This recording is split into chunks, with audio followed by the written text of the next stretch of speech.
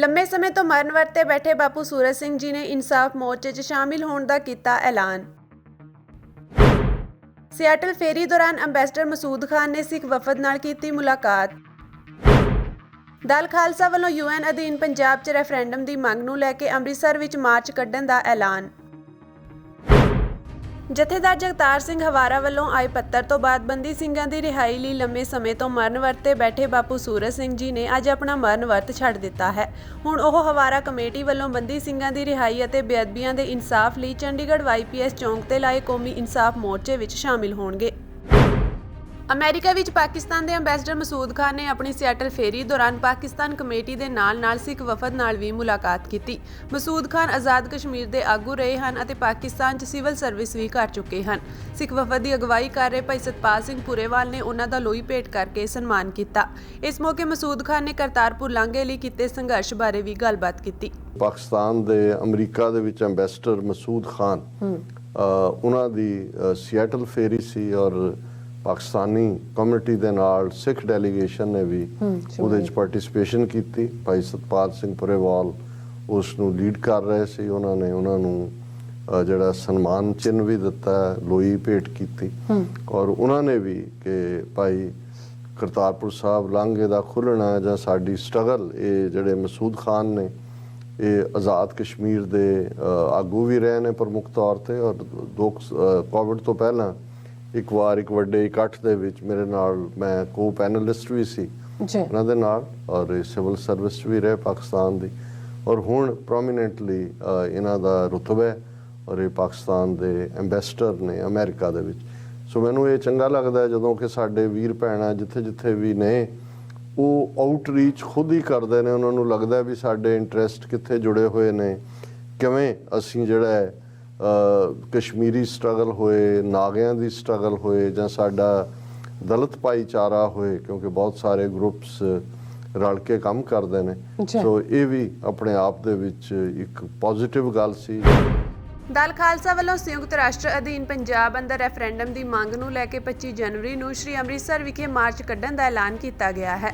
ਦਲ ਖਾਲਸਾ ਜਥੇਬੰਦੀ ਪਹਿਲਾਂ ਵੀ ਰੈਫਰੈਂਡਮ ਲਈ ਆਵਾਜ਼ ਚੱਕਦੀ ਰਹੀ ਹੈ, ਪਰ ਇਹ ਪਹਿਲੀ ਵਾਰ ਹੈ ਜਦੋਂ ਜਥੇਬੰਦੀ ਰੈਫਰੈਂਡਮ ਦੀ ਮੰਗ ਨੂੰ ਲੈ ਕੇ ਸੜਕਾਂ ਤੇ ਉਤਰੇਗੀ।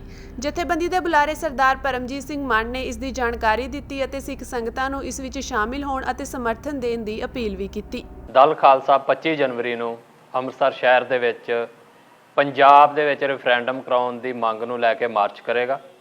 ਸਾਡੀ ਇਹ ਮੰਗ ਹੈ ਕਿ ਪੰਜਾਬ ਦੇ ਵਿੱਚ UN ਦੇ ਅਧੀਨ ਰੈਫਰੈਂਡਮ ਹੋਣਾ ਚਾਹੀਦਾ ਹੈ, ਜਿਸ ਦੇ ਰਾਹੀਂ ਪੰਜਾਬ ਦੇ ਲੋਕ ਇਹ ਤੈਅ ਕਰਨਗੇ ਕਿ ਉਹਨਾਂ ਨੇ ਇੰਡੀਆ ਦੇ ਨਾਲ ਰਹਿਣਾ ਆ ਜਾਂ ਨਹੀਂ ਰਹਿਣਾ। ਸੋ ਅਸੀਂ ਹਰ ਉਸ ਪੰਜਾਬ ਵਾਸੀ ਨੂੰ ਅਪੀਲ ਕਰਦੇ ਹਾਂ ਜਿਹੜਾ ਪੰਜਾਬ ਦੀ ਆਜ਼ਾਦੀ ਦੀ ਤਾਂਘ ਰੱਖਦਾ ਆ ਕਿ ਉਹ ਇਸ ਪ੍ਰੋਗਰਾਮ ਦੇ ਵਿੱਚ ਸ਼ਾਮਲ ਹੋਵੇ। ਪਿਛਲੇ ਲੰਬੇ ਸਮੇਂ ਤੋਂ ਗਾਹੇ ਬਗਾਹੇ ਅਸੀਂ ਆਪਣੇ ਹਰ ਪ੍ਰੋਗਰਾਮ ਦੇ ਵਿੱਚ ਰੈਫਰੈਂਡਮ ਦੀ ਗੱਲ ਕਰਦੇ ਆ ਰਹੇ ਹਾਂ, ਪਰ ਇਹ ਪਹਿਲੀ ਵਾਰ ਆ ਕਿ ਸਿੱਧੇ ਰੂਪ ਦੇ ਵਿੱਚ ਸਿਰਫ ਰੈਫਰੈਂਡਮ ਨੂੰ ਹੀ ਲੈ ਕੇ ਇੱਕ ਪ੍ਰੋਗਰਾਮ ਪੰਜਾਬ ਦੇ ਵਿੱਚ ਕੀਤਾ ਜਾਵੇਗਾ। ਬੇਸ਼ੱਕ ਰੈਫਰੈਂਡਮ ਸ਼ਬਦ ਨੂੰ ਲੈ ਕੇ ਬਹੁਤ ਸਾਰਾ ਸਰਕਾਰਾਂ ਨੇ ਕਨਫਿਊਜ਼ਨ ਲੋਕਾਂ ਦੇ ਵਿੱਚ ਕ੍ਰੀਏਟ ਕੀਤੀ ਆ, ਉਹ ਸਾਰੀਆਂ ਕਨਫਿਊਜ਼ਨਸ ਇਸ ਪ੍ਰੋਗਰਾਮ ਦੇ ਵਿੱਚ ਕਲੀਅਰ ਕੀਤੀਆਂ ਜਾਣਗੀਆਂ ਔਰ ਅਸੀਂ ਇਹ ਚਾਹੁੰਦੇ ਹਾਂ ਕਿ ਪੰਜਾਬ ਦੇ ਵਿੱਚ ਰੈਫਰੈਂਡਮ UN ਦੇ ਅਧੀਨ ਜਿਹੜਾ ਆ ਉਹ ਕਰਾਇਆ ਜਾਵੇ ਔਰ ਇੰਡੀਅਨ ਜਿਹੜਾ ਕਨਸਟੀਟਿਊਸ਼ਨ ਆ, ਜਿਹੜਾ ਸੰਵਿਧਾਨ ਆ, ਉਹਦੀ ਤਰਮੀਮ ਕੀਤੀ ਜਾਵੇ, ਉਹਨੂੰ ਅਮੈਂਡ ਕੀਤਾ ਜਾਵੇ ਔਰ ਉਸ ਦੇ ਵਿੱਚ ਬਕਾਇਦਾ ਇਹ ਹੱਕ ਦਿੱਤਾ ਜਾਵੇ ਕਿ ਜਿਹੜੇ ਵੀ ਸੰਘਰਸ਼ ਕਰ ਰਹੀਆਂ ਕੌਮਾਂ ਨੇ, ਜਿਹੜੇ ਵੀ ਖਿੱਤੇ ਸੰਘਰਸ਼ ਕਰ ਰਹੇ ਨੇ, ਉਹਨਾਂ ਨੂੰ ਸਵੈ ਨਿਰਣੇ ਦਾ ਅਧਿਕਾਰ ਸੰਵਿਧਾਨਕ ਰੂਪ ਦੇ ਵਿੱਚ ਦਿੱਤਾ ਜਾਵੇ। ਜਿਵੇਂ ਇੰਗਲੈਂਡ ਨੇ ਦਿੱਤਾ ਆ ਸਕਾਟਲੈਂਡ ਨੂੰ, ਜਿਵੇਂ ਕੈਨੇਡਾ ਨੇ ਕਿਊਬੈਕ ਨੂੰ ਅਧਿਕਾਰ ਦਿੱਤਾ ਆ, ਉਹਨਾਂ ਦੇ ਸੰਵਿਧਾਨਕ ਰੂਪ ਦੇ ਵਿੱਚ ਅਧਿਕਾਰ ਦਿੱਤੇ ਹੋਏ ਨੇ। ਸੋ ਉਹ ਮੁਲਕ ਨੇ ਜਿਹੜੇ ਆਪਣੇ ਆਪ ਨੂੰ ਟਰੂ ਡੈਮੋਕ੍ਰੈਟਿਕ ਸਿਰਫ ਅਖਵਾਉਂਦੇ ਹੀ ਨਹੀਂ ਗੇ, ਉਹ ਪ੍ਰੂਵ ਕਰਦੇ ਨੇ। ਸੋ ਇੰਡੀਆ ਵੀ ਜੇ ਆਪਣੇ ਆਪ ਨੂੰ ਪੂਰੇ ਵਰਲਡ ਦੇ ਲਾਰਜੈਸਟ ਡੈਮੋਕ੍ਰੇਸੀ ਕਹਿੰਦਾ ਆ ਤੇ ਉਸ ਨੂੰ ਪ੍ਰੂਵ ਕਰੇ ਔਰ ਉਸ ਦਾ ਇਹ ਤਰੀਕਾ ਆ, ਉਸ ਦਾ ਕੋਲ ਇੱਕ ਚਾਂਸ ਆ ਕਿ ਉਹ ਜਿੰਨੀਆਂ ਵੀ ਸੰਘਰਸ਼ ਕਰ ਰਹੀਆਂ ਕੌਮਾਂ ਨੇ ਉਹਨਾਂ ਨੂੰ ਸਵੈ ਨਿਰਣੇ ਦਾ ਅਧਿਕਾਰ ਦੇਵੇ ਔਰ ਜਿੱਥੇ ਦੇ ਵੀ ਲੋਕ ਇੰਡੀਆ ਤੋਂ ਅਲੱਗ ਹੋਣਾ ਚਾਹੁੰਦੇ ਨੇ ਉੱਥੇ UN ਦੇ ਅਧੀਨ ਰੈਫਰੈਂਡਮ ਕਰਾਇਆ ਜਾਵੇ ਤਾਂ ਕਿ ਲੋਕ ਇਹ ਡਿਸਾਈਡ ਕਰ ਸਕਣ ਕਿ ਉਹਨਾਂ ਨੇ ਆਪਣੇ ਭਵਿੱਖ ਦੇ ਬਾਰੇ ਦੇ ਵਿੱਚ ਕੀ ਫੈਸਲਾ ਕਰਨਾ ਹੈ। ਮਸਤੂਆਣਾ ਸਾਹਿਬ ਵਿੱਚ ਬਣਨ ਵਾਲੇ ਮੈਡੀਕਲ ਕਾਲਜ ਲਈ ਪੰਜਾਬ ਸਰਕਾਰ ਦੇ ਨਾਲ ਕਰਵਾਈ ਜ਼ਮੀਨ ਦੇ ਮਾਮਲੇ ਸੰਬੰਧੀ ਸ਼੍ਰੋਮਣੀ ਗੁਰਦੁਆਰਾ ਪ੍ਰਬੰਧਕ ਕਮੇਟੀ ਦੀ ਅਗਵਾਈ ਹੇਠ ਡਿਪਟੀ ਕਮਿਸ਼ਨਰ ਦਫ਼ਤਰ ਅੱਗੇ ਰੋਸ ਧਰਨਾ ਲਗਾਤਾਰ ਜਾਰੀ ਹੈ। ਧਰਨੇ ਦੀ ਅਗਵਾਈ ਕਰ ਰਹੇ ਸ਼੍ਰੋਮਣੀ ਅਕਾਲੀ ਦਲ ਦੇ ਸਾਬਕਾ ਜ਼ਿਲ੍ਹਾ ਪ੍ਰਧਾਨ ਤੇਜਾ ਸਿੰਘ ਕਮਾਲਪੁਰ ਦੀ ਅਗਵਾਈ ਹੇਠ ਅੱਜ ਦਿੜਬਾ ਹਲਕੇ ਦੇ ਅਕਾਲੀ ਵਰਕਰਾਂ ਨੇ ਧਰਨੇ 'ਚ ਸ਼ਮੂਲੀਅਤ ਕੀਤੀ। ਧਰਨਾਕਾਰੀ ਮੰਗ ਕਰ ਰਹੇ ਹਨ ਕਿ ਮੈਡੀਕਲ ਕਾਲਜ ਲਈ ਦਾਨ ਕੀਤੀ ਗੁਰੂ ਘਰ ਦੀ ਜ਼ਮੀਨ ਦੀ ਰਜਿਸਟਰੀ ਰੱਦ ਕੀਤੀ ਜਾਵੇ ਅਤੇ ਰਜਿਸਟਰੀ ਕਰਵਾਉਣ ਵਾਲਿਆਂ ਖਿਲਾਫ ਕਾਰਵਾਈ ਕੀਤੀ ਜਾਵੇ। ਰੋਸ ਧਰਨੇ 'ਚ ਐਸਜੀਪੀਸੀ ਦੇ ਸਾਬਕਾ ਪ੍ਰਧਾਨ ਭਾਈ ਗੋਬਿੰਦ ਸਿੰਘ ਲੋਂਗੋਵਾਲ, ਐਸਜੀਪੀਸੀ ਦੀ ਅੰਤਰਿਮ ਕਮੇਟੀ ਦੇ ਮੈਂਬਰ ਭਾਈ ਮਲਕੀਤ ਸਿੰਘ ਚੰਗਾਲ, ਐਸਜੀਪੀਸੀ ਮੈਂਬਰ ਇੰਦਰ ਮੋਹਨ ਸਿੰਘ ਨੇ ਵੀ ਸ਼ਮੂਲੀਅਤ ਕੀਤੀ ਅਤੇ ਮੁੱਖ ਮੰਤਰੀ ਤੇ ਮੈਡੀਕਲ ਕਾਲਜ ਦੇ ਮਾਮਲੇ ਤੇ ਗੰਭੀਰ ਨਾ ਹੋ ਕੇ ਸਿਆਸਤ ਕਰਨ ਦਾ ਦੋਸ਼ ਲਾਇਆ। ਐਸਜੀਪੀਸੀ ਮੈਂਬਰ ਨੇ ਦੋਸ਼ ਲਾਇਆ ਕਿ ਮੁੱਖ ਮੰਤਰੀ ਪੰਜਾਬ ਨੂੰ ਸੰਤ ਬਾਬਾ ਅਤਰ ਸਿੰਘ ਜੀ ਦੇ ਨਾਮ ਤੇ ਮੈਡੀਕਲ ਕਾਲਜ ਦੇ ਮਾਮਲੇ ਨੂੰ ਸਿਆਸਤ ਤੋਂ ਉੱਪਰ ਉੱਠ ਕੇ ਗੰਭੀਰਤਾ ਨਾਲ ਲੈਣਾ ਚਾਹੀਦਾ ਹੈ। ਭਾਈ ਗੋਬਿੰਦ ਸਿੰਘ ਲੋਂਗੋਵਾਲ ਅਤੇ ਭਾਈ ਮਲਕੀਤ ਸਿੰਘ ਚੰਗਾਲ ਨੇ ਕਿਹਾ ਕਿ ਐਸਜੀਪੀਸੀ ਹਰ ਤਰ੍ਹਾਂ ਦੇ ਸਹਿਯੋਗ ਲਈ ਤਿਆਰ ਹੈ। ਕਿਸਾਨਾਂ ਵੱਲੋਂ ਆਪਣੀਆਂ ਹੱਕੀ ਮੰਗਾਂ ਲਈ ਜਾਰੀ ਧਰਨੇ ਅਤੇ ਖਰਾਬ ਮੌਸਮ ਦਰਮਿਆਨ ਸੰਘਰਸ਼ੀ ਲੋਹੜੀ ਮਨਾਈ ਗਈ। ਅੱਜ ਸੂਬੇ ਭਰ ਵਿੱਚ 10 ਡਿਪਟੀ ਕਮਿਸ਼ਨਰ ਦਫ਼ਤਰਾਂ ਦੇ ਬਾਹਰ ਧਰਨਿਆਂ ਅਤੇ 18 ਟੋਲ ਪਲਾਜ਼ਿਆਂ ਉੱਤੇ ਕਿਸਾਨਾਂ ਵੱਲੋਂ ਲੋਹੜੀ ਮਨਾਈ ਗਈ। ਜਿੱਥੇ ਪੂਰਾ ਦੇਸ਼ ਲੋਹੜੀ ਦਾ ਤਿਉਹਾਰ ਮਨਾ ਰਿਹਾ ਹੈ, ਉੱਥੇ ਹੀ ਅੰਮ੍ਰਿਤਸਰ ਵਿੱਚ ਡਿਪਟੀ ਕਮਿਸ਼ਨਰ ਦੇ ਦਫ਼ਤਰ ਅੱਗੇ ਲਗਾਤਾਰ 48ਵੇਂ ਦਿਨ ਜਾਰੀ ਧਰਨੇ ਦੌਰਾਨ ਕਿਸਾਨਾਂ ਨੇ ਵੀ ਲੋਹੜੀ ਮਨਾਈ। ਇਸ ਮੌਕੇ ਕਿਸਾਨਾਂ ਨੇ ਸਰਕਾਰ ਦੀਆਂ ਨੀਤੀਆਂ ਦੀ ਨਿਖੇਧੀ ਕੀਤੀ ਅਤੇ ਕਾਰਪੋਰੇਟ ਘਰਾਣਿਆਂ ਤੇ ਸਰਕਾਰ ਦੀਆਂ ਲੋਕ ਵਿਰੋਧੀ ਨੀਤੀਆਂ ਅਗਨ ਭੇਟ ਕੀਤੀਆਂ। ਇਸ ਮੌਕੇ ਕਿਸਾਨ ਆਗੂਆਂ ਨੇ ਕਿਹਾ ਕਿ ਸਰਕਾਰਾਂ ਕਿਸਾਨ ਪੱਖੀ ਨੀਤੀਆਂ ਲਾਗੂ ਕਰਨ ਤਾਂ ਕਿ ਉਹ ਵੀ ਆਪਣੇ ਪਰਿਵਾਰ ਵਿੱਚ ਜਾ ਕੇ ਤਿਉਹਾਰ ਮਨਾ ਸਕਣ। ਇਸ ਮੌਕੇ ਕਿਸਾਨਾਂ ਨੇ ਸਰਕਾਰ ਖਿਲਾਫ ਜ਼ੋਰਦਾਰ ਨਾਅਰੇਬਾਜ਼ੀ ਕੀਤੀ ਅਤੇ ਜਲਦ ਤੋਂ ਜਲਦ ਮੰਗਾਂ ਮੰਨਣ ਲਈ ਕਿਹਾ। ਉਹਨਾਂ ਨੇ ਕਿਹਾ ਕਿ ਜੇਕਰ ਸਰਕਾਰ ਨੇ ਉਹਨਾਂ ਦੀਆਂ ਮੰਗਾਂ ਨਾ ਮੰਨੀਆਂ ਤਾਂ ਉਹ ਸੰਘਰਸ਼ ਨੂੰ ਹੋਰ ਤਿੱਖਾ ਕਰਨਗੇ। ਅੰਮ੍ਰਿਤਸਰ ਡੀਸੀ ਦਫ਼ਤਰ ਦੇ ਮੂਹਰੇ ਜਿਹੜਾ ਵਾ ਲੋਹੜੀ ਦੇ ਪਵਿੱਤਰ ਤਿਉਹਾਰ ਦੇ ਉੱਤੇ ਭੁੱਗਾ ਬਾਲ ਕੇ ਤੇ ਦੇਸ਼ ਦੇ ਕਾਰਪੋਰੇਟ ਘਰਾਣਿਆਂ ਦੀਆਂ ਜਿਹੜੀਆਂ ਦੇਸ਼ ਤੇ ਕਿਸਾਨ ਮਜ਼ਦੂਰ ਵਿਰੋਧੀ ਨੀਤੀਆਂ ਵਾ ਉਹਨਾਂ ਨੂੰ ਸਾੜਿਆ ਔਰ ਆਪਣੇ ਲੋਹੜੀ ਦਾ ਤਿਉਹਾਰ ਜਿਹੜਾ ਇੱਥੇ ਸੰਘਰਸ਼ਾਂ ਦੇ ਵਿੱਚ ਬਹਿ ਕੇ ਮਨਾਇਆ ਵਾ। ਇਸੇ ਤਰ੍ਹਾਂ ਜਦੋਂ ਦਿੱਲੀ ਮੋਰਚਾ ਚੱਲਿਆ ਉਦੋਂ ਵੀ ਅਸੀਂ ਪਰਿਵਾਰਾਂ ਤੋਂ ਬਾਹਰ ਰਹਿ ਕੇ ਤੇ ਸਾਡੇ ਪਰਿਵਾਰ ਘਰਾਂ 'ਚ ਅਸੀਂ ਦਿੱਲੀ ਦੇ ਸੰਘਰਸ਼ ਦੇ ਵਿੱਚ ਲੋਹੜੀ ਦਾ ਤਿਉਹਾਰ ਮਨਾਇਆ ਸੀ। ਹਰ ਤਿਉਹਾਰ ਜਿਹੜੇ ਆ ਸਾਨੂੰ ਇਸ ਤਰ੍ਹਾਂ ਸੰਘਰਸ਼ਾਂ ਦੇ ਮੈਦਾਨ ਦੇ ਵਿੱਚ ਮਨਾਉਣੇ ਪੈਂਦੇ ਆ। ਸਰਕਾਰਾਂ ਦੀਆਂ ਨੀਤੀਆਂ ਮਾੜੀਆਂ ਕਰਕੇ ਆ ਤੇ ਪੂਰੀ ਤਰ੍ਹਾਂ ਕਾਰਪੋਰੇਟ ਪੱਖੀ ਜਿਹੜੀਆਂ ਨੀਤੀਆਂ ਨੂੰ ਜਿਹੜਾ ਵਾ ਉਹ ਲਾਗੂ ਕਰ ਰਹੀਆਂ। ਇਸ ਕਰਕੇ ਅਸੀਂ ਪੂਰੀ ਤਰ੍ਹਾਂ ਇਹਨਾਂ ਦਾ ਜਿਹੜਾ ਵਾ ਉਹ ਵਿਰੋਧ ਕਰ ਰਹੇ ਆ। ਇਹਨਾਂ ਦੀਆਂ ਨੀਤੀਆਂ ਨੂੰ ਜਿਹੜਾ ਕਦੇ ਵੀ ਸਫਲ ਜਿਹੜਾ ਵਾ ਉਹ ਨਹੀਂ ਹੁੰਦੇ। ਵਿਸ਼ਵ ਸਿਹਤ ਸੰਗਠਨ ਨੇ ਬੱਚਿਆਂ ਲਈ 2 ਭਾਰਤੀ ਖੰਘ ਦੇ ਸਿਰਪ ਦੀ ਵਰਤੋਂ ਵਿਰੁੱਧ ਚੇਤਾਵਨੀ ਦਿੱਤੀ ਹੈ। ਇਹਨਾਂ ਨੂੰ ਪੀਣ ਕਾਰਨ ਉਜ਼ਬੇਕਿਸਤਾਨ ਵਿੱਚ ਮੌਤਾਂ ਹੋਈਆਂ ਹਨ। ਸੰਗਠਨ ਨੇ ਕਿਹਾ ਹੈ ਕਿ ਮੈਰੀਅਨ ਬਾਇਓਟੈਕ ਦੁਆਰਾ ਨਿਰਮਿਤ ਉਤਪਾਦ ਘਟੀਆ ਸਨ। ਇਹ ਚੇਤਾਵਨੀ ਉਜ਼ਬੇਕਿਸਤਾਨ ਦੇ ਦੋਸ਼ਾਂ ਤੋਂ ਕੁਝ ਹਫ਼ਤੇ ਬਾਅਦ ਆਈ ਹੈ, ਜਿਨ੍ਹਾਂ ਵਿੱਚ ਕਿਹਾ ਗਿਆ ਸੀ ਕਿ ਕੰਪਨੀ ਵੱਲੋਂ ਬਣਾਏ ਸਿਰਪ ਪੀਣ ਕਾਰਨ 18 ਬੱਚਿਆਂ ਦੀ ਮੌਤ ਹੋ ਗਈ ਸੀ। ਬੰਦੀ ਸਿੰਘਾਂ ਦੀ ਰਿਹਾਈ ਲਈ ਸਿੱਖ ਸੰਗਤਾਂ 'ਚ ਜਾਗਰੂਕਤਾ ਪੈਦਾ ਕਰਨ ਲਈ ਜਾਗੋ ਪਾਰਟੀ ਵੱਲੋਂ ਘਰ-ਘਰ ਜਪਜੀ ਸਾਹਿਬ ਮੁਹਿੰਮ ਆਰੰਭ ਕੀਤੀ ਜਾ ਰਹੀ ਹੈ। ਇਸ ਮੁਹਿੰਮ ਨੂੰ ਸ਼੍ਰੀ ਗੁਰੂ ਨਾਨਕ ਦੇਵ ਜੀ ਨੂੰ ਸਮਰਪਿਤ ਕੀਤਾ ਗਿਆ ਹੈ, ਕਿਉਂਕਿ ਸ਼੍ਰੀ ਗੁਰੂ ਨਾਨਕ ਸਾਹਿਬ ਜੀ ਦੇ ਜੇਲ੍ਹ ਪ੍ਰਵਾਸ ਦੌਰਾਨ ਉਹਨਾਂ ਤੋਂ ਪ੍ਰਭਾਵਿਤ ਹੋ ਕੇ ਮੁਗਲ ਹਮਲਾਵਰ ਬਾਬਰ ਨੇ ਗੁਰਦੁਆਰਾ ਸ਼੍ਰੀ ਚੱਕੀ ਸਾਹਿਬ ਇਮਨਾਬਾਦ ਵਾਲੇ ਸਥਾਨ ਦੀ ਜੇਲ੍ਹ ਤੋਂ ਗੁਰੂ ਸਾਹਿਬ ਜੀ ਦੇ ਨਾਲ ਕਈ ਹੋਰ ਕੈਦੀਆਂ ਨੂੰ ਵੀ ਰਿਹਾ ਕੀਤਾ ਸੀ। ਇਸ ਮੁਹਿੰਮ ਨੂੰ ਸ਼ੁਰੂ ਕਰਨ ਬਾਰੇ ਪਾਰਟੀ ਦੀ ਵਿਸ਼ੇਸ਼ ਇਕੱਤਰਤਾ ਦੌਰਾਨ ਜਾਗੋ ਜਗ ਆਸਰਾ ਗੁਰੂ ਓਟ ਦੇ ਕੌਮਾਂਤਰੀ ਪ੍ਰਧਾਨ ਮਨਜੀਤ ਸਿੰਘ ਜੀਕੇ ਨੇ ਐਲਾਨ ਕਰਦਿਆਂ ਦਾਅਵਾ ਕੀਤਾ ਕਿ ਸਰਕਾਰਾਂ ਦੇ ਚਾਪਲੂਸ ਆਗੂਆਂ ਵੱਲੋਂ ਪੰਥਕ ਮੁੱਦਿਆਂ ਤੋਂ ਭਗੌੜੇ ਹੋਣ ਕਰਕੇ ਜਾਗੋ ਪਾਰਟੀ ਆਪਣੀ ਜ਼ਿੰਮੇਵਾਰੀ ਨਿਭਾਉਣ ਲਈ ਤਤਪਰ ਹੋਈ ਹੈ। ਮੈਂ ਪੁੱਛਣਾ ਚਾਹੁੰਦਾ ਜਿਹੜੀ ਲੀਡਰਸ਼ਿਪ ਨੂੰ ਦਿੱਲੀ ਦੀ ਸੰਗਤ ਨੇ ਚੁਣਿਆ, ਮੈਂ ਪੁੱਛਣਾ ਚਾਹੁੰਦਾ ਕਿ ਪੈਰੋਲ ਦੇਣ ਦੀ ਚੌਥੀ ਦਫਾ ਇਹ ਜਿਹੜਾ ਹੈਗਾ ਰਾਮ ਰਹੀਮ ਨੂੰ ਚੌਥੀ ਦਫਾ ਪੈਰੋਲ ਦੇਣ ਦੀ ਤੁਸੀਂ ਕੁਝ ਨਹੀਂ ਬੋਲੇ। ਤੁਸੀਂ ਬਿਲਕਿਸ ਬਾਨੋ ਦੇ 11 ਬੰਦਿਆਂ ਨੂੰ ਰਿਹਾ ਕਰਤਾ, ਜਿਹੜਾ 2002 ਦੇ ਵਿੱਚ ਕੇਸ ਬਣਿਆ ਸੀਗਾ ਤੇ ਉਹ 14 ਸਾਲ की 11 साल की सजा कट्टी सी उन्होंने अच्छे बिहेवियर पे। तुसी राजीव गांधी ने कातल रिहा करते और जेडे साडे बंदी सिंह बैठे ने एक दिन की पैरोल नहीं, 25 साल 24 साल 30 साल 17 साल उम्र कैद भुगत चुके ने, 2 बारी भुगत चुके ने। अपनी कमेटी बोलती नहीं, हाँ टारगेट करती है। मेरे उत्ते मुकदमे पाए गए, कई किस्म के डरावे दिते गए।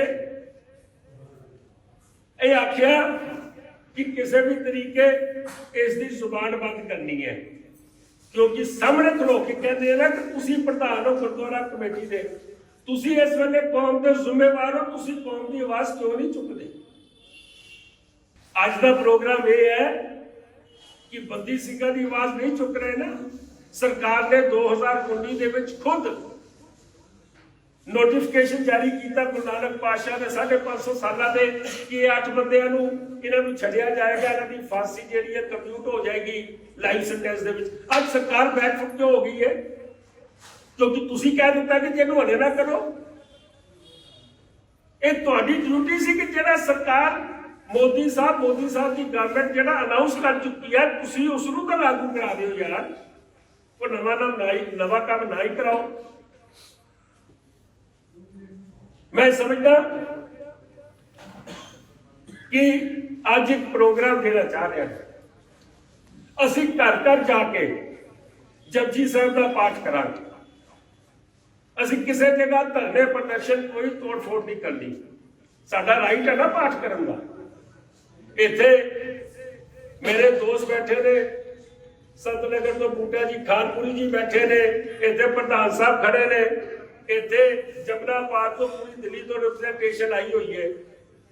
ਅੱਜ ਤੋਂ ਬਾਅਦ ਤੁਸੀਂ ਆਪਣੇ ਪ੍ਰੋਗਰਾਮ ਦੱਸਣੇ ਸ਼ੁਰੂ ਕਰ ਦਿਓ। ਤੁਸੀਂ ਆਪਣੇ ਪ੍ਰੋਗਰਾਮ ਨੋਟ ਕਰਾਉਣਾ ਸ਼ੁਰੂ ਕਰੋ ਮੇਰੇ ਆਫਿਸ। ਮੈਂ ਤੁਹਾਨੂੰ ਇਹ ਕਹਿਣਾ ਚਾਹੁੰਦਾ ਕਿ ਜਿਸ ਘਰ ਬੁਲਾਓਗੇ, ਜਿਸ ਗੁਰੂ ਘਰ ਬੁਲਾਓਗੇ, ਜਿਸ ਪਾਰਕ 'ਚ ਬੁਲਾਓਗੇ, ਉੱਥੇ ਆਵਾਂਗੇ, ਸਿਰਫ ਜਪਜੀ ਸਾਹਿਬ ਦਾ ਪਾਠ ਕਰਾਂਗੇ ਔਰ ਅਰਦਾਸ ਕਰਾਂਗੇ ਕਿ ਸੱਚੇ ਪਾਤਸ਼ਾਹ ਇਹ ਜਿਨ੍ਹਾਂ ਨੂੰ ਤੁਸੀਂ ਜੇਲ੍ਹਾਂ 'ਚ ਡੱਕਿਆ ਪਿਛਲੇ 25-30 ਸਾਲ ਤੋਂ, ਇਹ ਸਾਡੇ ਹੀਰੋ ਨੇ, ਇਹਨਾਂ ਦੀ ਰਿਹਾਈ ਹੋਣੀ ਜ਼ਰੂਰੀ ਹੈ।